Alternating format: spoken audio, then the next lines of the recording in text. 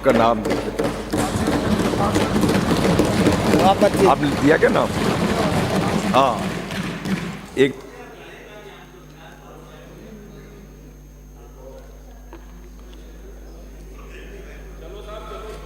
सभापति महोदय, आपको इस आसन पर देख करके मन प्रसन्न होता है। बहुत बहुत धन्यवाद, धन्यवाद आपका। जारी रखें आप। और कुछ नहीं मिला तो कम से कम इस आसन को तो आप इनको अपना उत्तराधिकारी और घोषित कर दो। माननीय धारीवाल साहब, इनको उत्तराधिकारी और घोषित कर दो। आप तो अपने उद्वाक्य बोले जो आप पढ़ के आए। देखिए साहब, इस बजट में 10 संकल्प लिए गए हैं और 10वां संकल्प जो है वो गुड गवर्नेंस का है। गुड गवर्नेंस में आपने परफॉर्म बता दिया, रिफॉर्म बता दिया और ट्रांसफॉर्म बता दिया। जहाँ तक परफॉर्मेंस की बात है तो 8 फरवरी को पहला बजट आया, उसके ठीक 3 महीने बाद लोकसभा का चुनाव आ गया। उस लोकसभा के चुनाव में जो 11 सीटें पिछली बार 2 बार से आप बराबर जीत रहे थे, वो दोनों से 11 की 11 सीटें कांग्रेस ने आपके हाथ से छीन ली। तो आपकी परफॉर्मेंस तो दिख गई।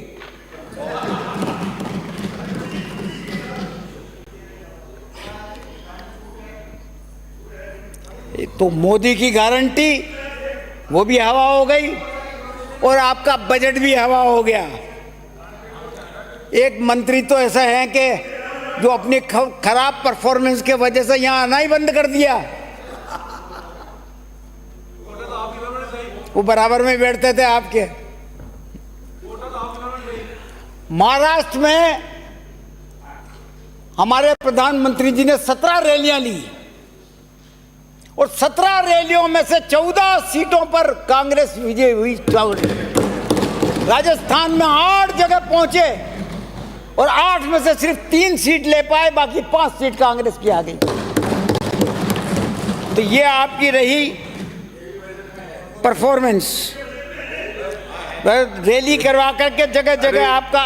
शांत रहो भाई, महाराष्ट्र का बजट है वो।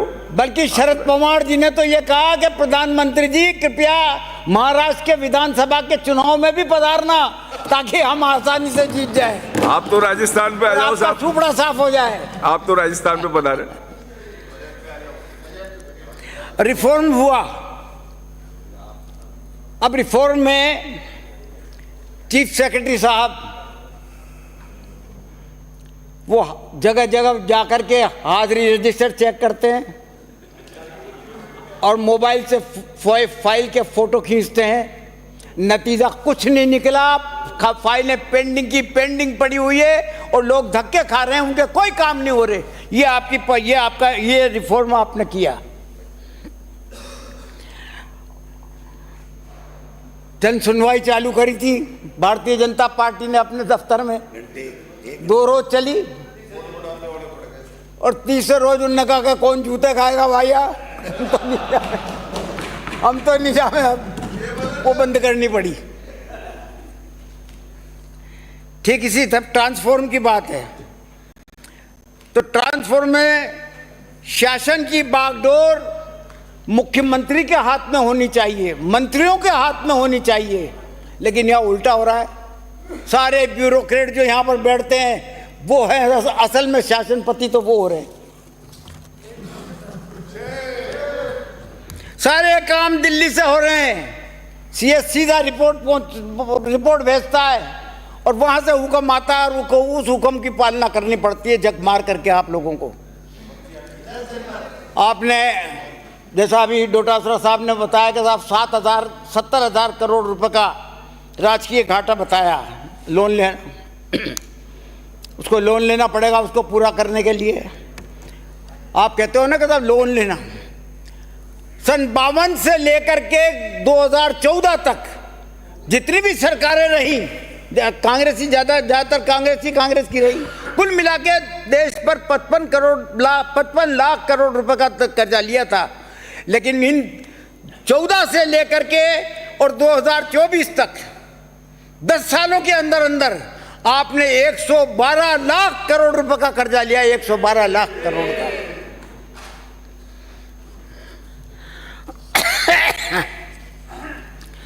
चुनाव के दौरान प्रधानमंत्री जी और गृह मंत्री जी ने एनडीटीवी को इंटरव्यू दिया था। देखो मैं बिल्कुल ठीक हूँ, आपकी बड़ी मेहरबानी है, और आपको देख करके तो वैसे ही प्रसन्नता आ जाती है, मजा आ जाता है। ऐसा खूबसूरत चेहरा कहाँ देखने को मिलता है।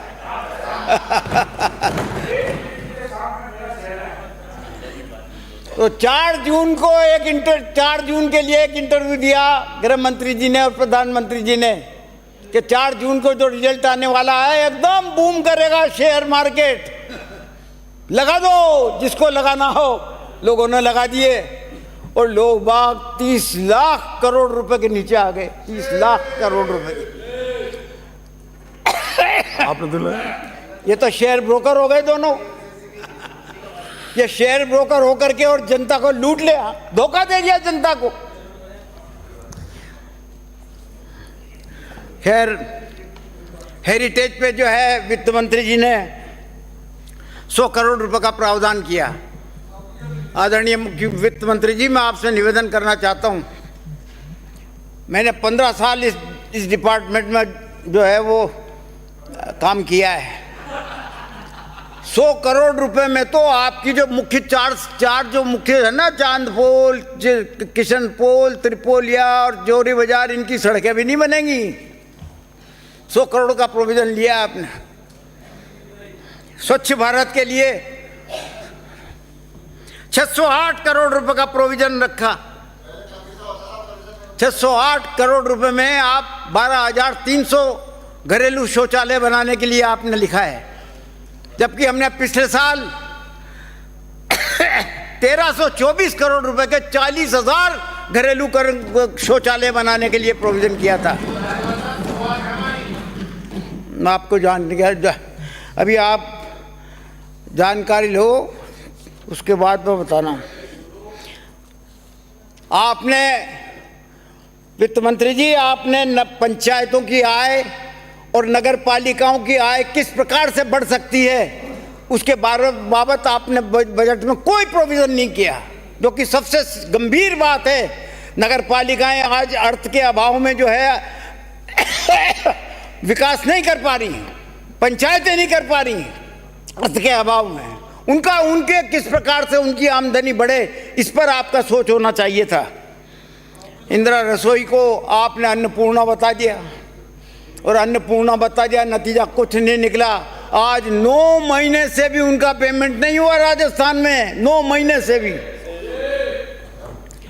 बेरोजगारी कम करने के लिए जो इंदिरा गांधी शहरी गारंटी योजना अशोक गहलोत साहब ने चालू की थी, उसमें 650 करोड़ रुपए का प्रोविजन रखा था। एक साल में 650 करोड़ रुपए का आपने 300 करोड़ रुपए कर दिया, एकदम 350 करोड़ रुपए घटा दिया। आजीविका मिशन में 2000 स्वयं समूहता का और रिवॉल्विंग फंड प्रदान करने का लक्ष्य रखा है। हमने 3000 का रखा था लक्ष्य। स्ट्रीट वेंडर्स के बाबत आपने कहा, आपने कुछ नहीं बताया कि क्या तो काम करोगे, कितना पैसा दोगे, कितना बजट, कुछ बजट में कोई उल्लेख ही नहीं किया उस बात का स्ट्रीट वेंडर्स के बाबत। HPCL की रिफाइनरी के लिए हमने 1244 करोड़ रुपए का प्रोविजन रखा था, और आपने उसको घटा करके 1087 कर दिया। मुख्यमंत्री लघु उद्योग प्रोत्साहन योजना में 5200 व्यक्तियों के का ब्याज के अनुदान के लिए आपने लिखा है, जबकि हमने पिछले साल 7000 का प्रोविजन रखा था। इसी तरीके से प्रधानमंत्री आवास योजना के बाबत जोड़ दिया जाता है, 1.5 लाख रुपए वो लोग देते हैं। पहली बार राजस्थान की सरकार ने 25,000 रुपये देने का तय किया, 2.25 लाख हो गए। अब ये बता दो कि 2.25 लाख में क्या 2 कमरे, 1 बाथरूम, 1 किचन, ये कुछ बन जाएंगे क्या? नतीजा यही है कि जिस प्रकार से ये आवास योजना चल रही है ना, उसी तरीके से धक्के से चलती रहेगी।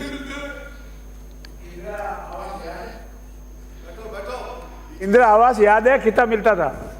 है इंदिरा आवास में कितना मिलता था? प्रधानमंत्री आवास की बात कर रहा हूं। इंदिरा आवास में कितना मिलता था? वो मुझे याद नहीं, तो छोड़ो। राष्ट्रीय कृषि विकास योजना के लिए 325 करोड़ रुपए का प्रावधान हमने किया था, आपने उसको घटा करके 112 कर दिया। 2020 में हमने एमएसपी पे कानून बनाया, उस कानून को केंद्र सरकार ने आज तक मंजूरी नहीं दी, आज तक मंजूरी नहीं दी। कौन जिम्मेदार है इसका? 700 किसान मर चुके, कुछ तो दया करो भाई किसानों के प्रति। गेहूं खरीदने के लिए बात कर रहे थे कि साहब 2700 रुपए में जो है हम गेहूं खरीदेंगे, उसे मुकर गए। गौ माता की रक्षा की बात करते हो आप। अब सुनो मेरी बात, सुनो आप, गंभीर बात है गौ माता की। आज 2700 करेंगे, शुरुआत कर दी है, 100 कर दिया है, 5 साल के लिए 2700। तो आप एक साथ मत माने और 2700 करेंगे। 1 साल की बात कर रहा ये हूं। लिखा है क्या कि हम टुकड़ों में करेंगे? लिखा है 5 साल का, ये नोट हो रहा है संकल्प इसमें। है 5 साल का। नहीं, इसमें नोट हो रहा है। आप बता दो, आपने कहा है कि संकल्प चरणबद्ध है रूप 5 से- साल का, 100 कर दिया है, 2700 करेंगे। आपने 2700 कहा था, 2400 ही कर 5 साल पाए। में अब आप हमारा बैठ संकल्प जाओ और 5 साल धारीवाल के जी को लिए। बोलने दो, डिस्टर्ब मत करो। मैं डिस्टर्ब नहीं कर रहा, मैं तो परमिशन से। ये हमारे सीनियर हैं और इन्होंने तो इनकी तो बड़ी मेहरबानी हमारे ऊपर है और भी रहेगी। गौ माता की बात कर रहा हूं। उनको रोको, शांति लाल जी, धारीवाल साहब उनको रोको। हाँ, वो उनको क्या आदत है थोड़ी बीच में। धारीवाल जी के साथ ही है। धारीवाल जी हमारे साथ है, हम गौ माता की बात करते हैं, ये देख लो हमारी बात करते हैं ना। और बल्कि सरकार ने तो अपने इसमें बजट स्पीच में गौ माता की रक्षा के लिए लोन देने के लिए भी कहा है। मैं तारीफ करता हूं इस बात की, लेकिन कत्ल खाने तो चल रहे हैं, जगह जगह कत्ल खाने चल रहे हैं, उनको तो रोको। और ये सुनो आप बात सुनो। बीजेपी के एक केंद्रीय मंत्री शांतानु ठाकुर, उन्होंने अपने लेटर हेड पर 3 किलो गोमांस बांग्लादेश ले जाने के लिए अपने लेटर हेड पर एक परमिट जारी कर दिया। बीएसएफ के चीफ कमांडर के नाम पर यह लेटर है। ये बताइए आप, एक तरफ गौ माता की रक्षा की बात करते हो, एक तरफ गौ माता की रक्षा की बात करते हो। आप मदद करो तो कत्ल खाने का विषय गंभीर है, पक्ष दोनों मिलकर करें तो इस पे गंभीरता से विचार। हमारे कहने से कुछ नहीं होगा, सरकार तो लेके आप बैठे हो। तो करो बंद उनको कत्ल, तो हम कर देंगे, करो कत्ल, बिल्कुल कर देंगे। कर क्या देंगे? ये जिसका क्या करोगे? जो केंद्रीय मंत्री लिख करके दे रहा है बीएसएफ कमांडर को, ये तो इस 3 किलो मांस, ये इसका भाग नहीं है, ये फोटोकॉपी है, फोटोकॉपी बनावटी होती है, इसका लेटर है, ये तो फोटोकॉपी है, ये कहीं भी पत्र बन जाती है। ये उसका लेटर हेड है। ये आपके लेटर पास हेड है, कैसे आ ये गया? लेटर हेड है। आपके पास किस सोर्स से आया? आपके पास कैसे आ गया? मंत्री जी ने लिखा बांग्लादेश गया, आपके पास कैसे आ गया? अरे यार, अब आप बैठो, शरीफ कुछ बोलने तो दो। इसका तो जवाब है नहीं आपके पास कि मंत्री के खिलाफ हम कार्रवाई के लिए प्रधानमंत्री जी से कहेंगे। कम से कम ये तो कहना चाहिए आपको। अगर गो रक्षक हो, गो को माता मानते हो, तो ये आपका धर्म बनता है कि आप प्रधानमंत्री जी से कहो कि इस मंत्री को बर्खास्त करें इसको बर्खास्त।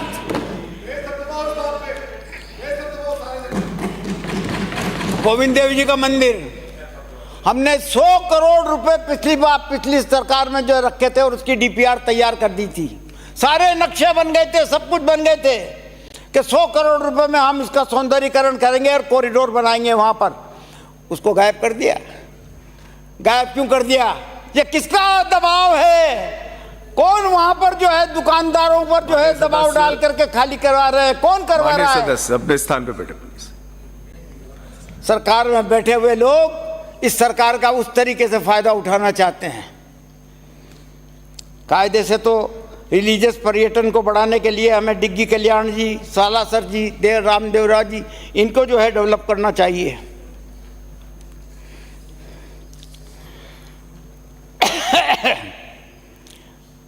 सभापति महोदय, जैसे बालिका जन्म लेती है तो उसके संबलन और उसको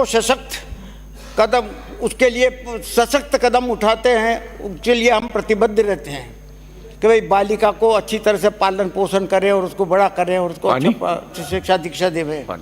ये बात आपने भी अपने बजट में कही है, दे दी जाए। ये बात आपने भी अपने बजट में कही है। आपको ध्यान होगा बाबा साहब अम्बेडकर ने 25 जुलाई 1927 को मनुस्मृति को आग लगाई थी। क्यों लगाई थी आग? उस मनुस्मृति को जो उस वक्त में जो है उस वक्त के पहले काफी सालों से जो है बड़ी पॉपुलर होती थी और बड़ी चर्चा होती थी और उसको अनुपालना किया करते थे लोग बाग।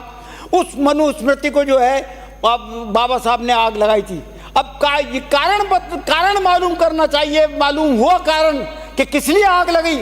आग इसलिए लगाई गई थी कि उस मनुस्मृति में महिलाओं और अनुसूचित जनजाति और जाति के लिए अपमानजनक शब्द लिखे हुए थे। मैं कुछ अंश उसके पढ़ करके सुनाता हूँ आपको। दो तीन ही अंश हैं, ज़्यादा नहीं पढ़ूंगा क्योंकि लंबी किताब है, वो तो बहुत मोटी किताब है मनुस्मृति की। एक महिला को जो आज़ाद नहीं रहना चाहिए, आज़ाद रहने वाली महिला अपने पति और पिता दोनों के कुल को कलंकित करती है। माननीय सदस्य दूसरी बात, स्थान पे बैठ, आप विराजो पवाराम जी, सुनने दें उनको भी, वो आइए। पवाराम जी महिलाओं का।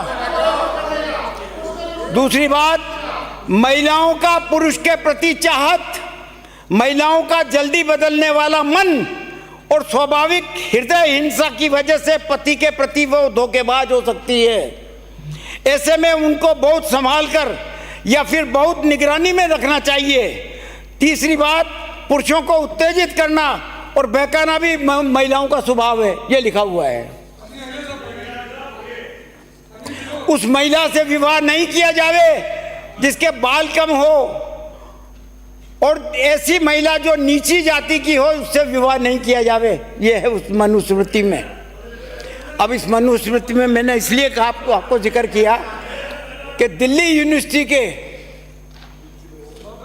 लॉ फैकल्टी के लोग इकट्ठे हुए और लॉ फैकल्टी के जो लोग इकट्ठे हुए और उन्होंने एक सामूहिक प्रस्ताव पास किया कि उसमें मनुस्मृति को कानून की शिक्षा में शामिल किया जाना चाहिए। मतलब लॉ की शिक्षा में इसको शामिल किया जाना चाहिए। आप देखिए क्या मनुस्मृति को पढ़ाना चाहते हैं। और वो ये कौन लोग थे? हालांकि इसको वाइस चांसलर ने मना कर दिया कि नहीं, ऐसा मनुस्मृति नहीं पढ़ेगी, और बल्कि शिक्षा मंत्री जी ने भी किया। मैं अच्छा मानता हूं इस बात को, लेकिन ये लोग कौन थे जिन्होंने ये का प्रस्ताव पास किया? ये मिनट में अपनी बात को समाप्त करें माननीय वरिष्ठ सदस्य। ये लेक्चरर और प्रोफेसर कौन थे? ये वो लोग थे जो संघ से रिलेटेड थे, जो संघ से रिलेटेड लोग जो है आज इस मनुस्मृति को लागू करवाना चाहते हैं। आपको याद होगा कि कर्नाटक के एक नेता, भारतीय जनता पार्टी के एक नेता हेगड़े ने कहा था कि हम संविधान बदलेंगे। बात सुन लो। नहीं, बजट में आप सुन लो आप बजट में बोलो, गलत बात है। संविधान बदलेंगे, जो इस सदन का हिस्सा नहीं है उसके बारे में गलत नहीं बोल सकते आप देश में कि संविधान नहीं, जो इस सदन का हिस्सा नहीं है उसको नहीं बोल सकते। मत करो मंत्री जी, डिस्टर्ब मत करिए प्लीज। उससे सारी जगह आग लग गई थी उससे एक बार कहने से। ये जो शुरुआत है कि मनुस्मृति को हम ला की पढ़ाई में पढ़ाएंगे, क्या समझे? ये वो शुरुआत है। ये कहीं ऐसा नहीं हो कि जैसे संविधान की आग ने जो है आपको सरकार को जो है वो को बहुमत नहीं लेने दिया। आप निपट जाओगे इससे, चुपड़ा साफ हो जाएगा। ब्राजे माननीय सदस्य, ब्राजे। मैं ये निवेदन करना चाहता हूँ आखिर में कि मनुस्मृति को अगर शिक्षा के सिलेबस में शामिल कर लिया गया, आप समाप्त करें साहब, तो मैं निश्चित तौर पर कहता हूँ कि इस देश में आग लग जाएगी इस देश में। सरकार पर हावी है। अब मैं एक निवेदन करना चाहता हूं, एक आखिरी में, और क्लियर करना चाहता हूं पोजीशन। काली माननीय सदस्य ब्राजे, यूडीएच मंत्री साहब, आप अपनी बात समाप्त करें साहब। 2 मिनट, 1 मिनट, एक मिनट। ब्राजे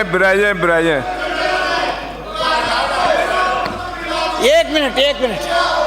आप अपनी बात समाप्त कीजिए। हाँ, एक मिनट। हाँ, बोलिए आप। विराज जाओ।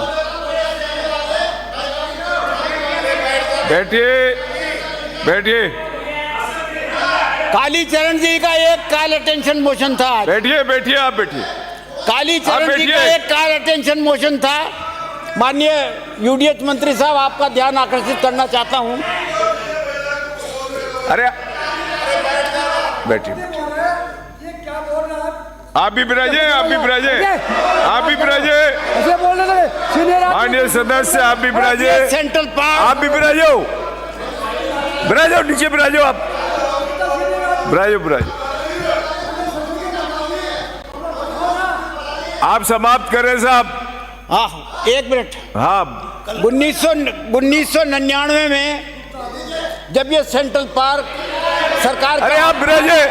माननीय सदस्य, आप विराजे।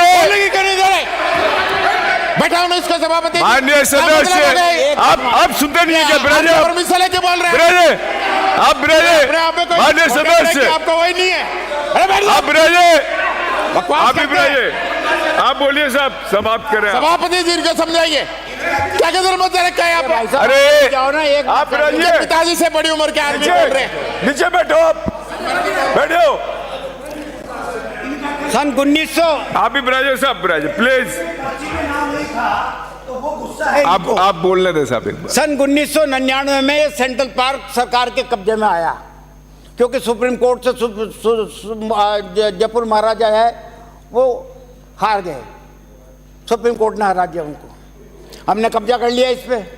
जब हमने कब्जा किया, यूडीएच मंत्री साहब, मैं आपका ध्यान आकर्षित कर रहा हूँ, आप जरा थोड़ा सा करेक्ट हो जाओ उससे, जो आपने जवाब दिया उससे। जब हमने इस पर कब्जा किया तो वहाँ पर पोलो भी चल रही था, पोलो का गेम भी चल रहा था और गोल्फ भी चल रहा था। अब उस खेल को हम छीन तो सकते नहीं थे, लेकिन हमने मीटिंग करके बाकायदा ये फैसला कर दिया। वो जेडीए वालों को, उनको गोल्फ वालों को भी बुलाया और पोलो वालों को भी बुलाया, और बुला करके उनसे सहमति ले ली इस बात की कि साहब ये सारी ज़मीन जो है वो जेडीए की रहेगी, और पोलो क्लब भी जो है जेडीए पोलो क्लब के नाम से चलेगा, और गोल्फ क्लब भी जो है जो जयपुर जेडीए गोल्फ क्लब के नाम से चलेगा, और इसका सेक्रेटरी जो है वो प्रेसिडेंट रहेगा, यूडीएच सेक्रेटरी जो है इसका प्रेसिडेंट रहेगा, और जेडीसी जो है वो इसका सेक्रेटरी रहेगा। ये बात सही है। आपने कहा कि साहब एमओयू नहीं किया एमओयू, लेकिन समझौता हो गया था बाकायदा, और समझौते पे दस्तखत है, फाइलों पे सब पे दस्तखत हैं, जिसपे गोल्फ क्लब वालों के भी दस्तखत है और पोलो क्लब वालों के भी दस्तखत है और अफसरों के भी सबके दस्तखत हैं। मेरा आपसे ये निवेदन है कि ये गोल्फ क्लब वाले और पोलो क्लब वाले अतिक्रमण करने के आदी हैं। कई बार हमने इनके अतिक्रमण तोड़े हैं, श्रीमती कल्पना देवी, कई बार हटाए हैं। मेरी बात सुनिए, एक मुझे कंप्लीट कर लेने दीजिए, मुझे कंप्लीट कर। कई बार इनके हमने अतिक्रमण हटाए हैं, और आज आपने घोषणा करी है, इन्होंने कहा है कि साहब वहाँ पर यूडीएच मंत्री यूडीएच के जितने भी अफसर थे वो सब मेंबर बन गए। बात सही है, इसकी जांच करवाइए। जांच के लिए आपने कह दिया, बिल्कुल जांच करवाइए। अब बात सुन लो, आप मेरी आखिरी बात सुन लो, मेरी सुन लो। जांच करवा लेना आप, और करवाना भी चाहिए, लेकिन कुछ नहीं बिगाड़ पाओगे आप उन दोनों का, ना गोल्फ क्लब का बिगाड़ पाओगे, बिराइए का जो आप कुछ कह रहे हैं मंत्री महोदय। ये जो सरकार की में बैठे हुए लोग हैं ना, आप बिराइए साहब, ये आपको कुछ नहीं करने देंगे, याद रखना, कुछ नहीं करने देंगे आपको। माननीय सदस्य, मैं आपसे निवेदन कर दूं कि इसमें राजस्थान उच्च न्यायालय से लेकर सर्वोच्च न्यायालय तक अधिग्रहण की कार्रवाई के खिलाफ भी रिट याचिकाएं हुई हैं, और माननीय सर्वोच्च न्यायालय ने जब अधिग्रहण को वैधानिक मान लिया, उसके बाद वहां लगभग 40,000 पेड़ और कोई दूसरे कामों को लेकर जनहित याचिकाएं शुरू हुई। पोलो वाले भी गए और एक नहीं लगभग 1 दर्जन के लगभग रिट याचिकाएं राजस्थान उच्च न्यायालय में लंबित रही, जिनमें से एक में डीबी ने फैसला सुनाया। उस फैसले पे आगे काम होता, उससे पहले वो मामला सर्वोच्च न्यायालय में चला गया और सर्वोच्च न्यायालय में स्थगन हो गया। अब मुझे तो किसी से ना तो काहू से दोस्ती ना काहू से बैर, निष्पक्ष जांच हो जाए और भारत की न्याय व्यवस्था दोषी को जो दंड देना चाहे वो दंड दे दे। धन्यवाद। श्रीमती कल्पना देवी। वो तो ठीक है, आप तो कराओ, लेकिन फिर मैं आपसे दोबारा कह रहा हूँ आप कि आप कराइए। कुछ नहीं कर पाओगे। अंकित नहीं होगा। श्रीमती